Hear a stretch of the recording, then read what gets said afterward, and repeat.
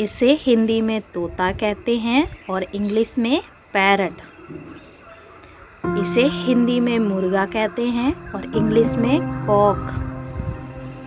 इसे हिंदी में मोर कहते हैं और इंग्लिश में पीकॉक। इसे हिंदी में उल्लू कहते हैं और इंग्लिश में आउल। इसे हिंदी में कबूतर कहते हैं और इंग्लिश में पिजन।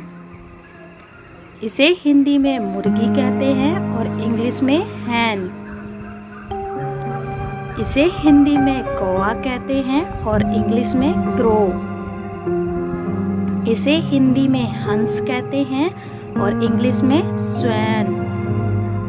इसे हिंदी में बत्तख कहते हैं और इंग्लिश में डक।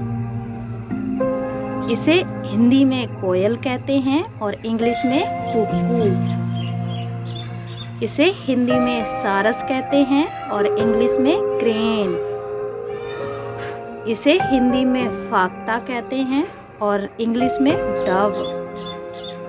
इसे हिंदी में चील कहते हैं और इंग्लिश में ईगल। इसे हिंदी में बुलबुल कहते हैं और इंग्लिश में नाइटिंगेल। इसे हिंदी में राजहंस कहते हैं और इंग्लिश में फ्लेमिंगो। इसे हिंदी में बटेर कहते हैं और इंग्लिश में क्वयाल। इसे हिंदी में तीतर कहते हैं और इंग्लिश में पैट्रिज। इसे हिंदी में शुतुरमुर्ग कहते हैं और इंग्लिश में ऑस्ट्रिच। इसे हिंदी में मैना कहते हैं और इंग्लिश में मैना ही कहते हैं। इसे हिंदी में चील कहते हैं और इंग्लिश में काइट। इसे हिंदी में राम चिरैया कहते हैं और इंग्लिश में किंगफिशर। इसे हिंदी में हुदहुद कहते हैं और इंग्लिश में हुप्यू। इसे हिंदी में बाज कहते हैं और इंग्लिश में हवाक। इसे हिंदी में पपीहा कहते हैं और इंग्लिश में कुक्कू। इसे हिंदी में कठफोड़वा कहते हैं और इंग्लिश में वुडपीकर। इसे हिंदी में खंजन कहते हैं और इंग्लिश में वैगटेज।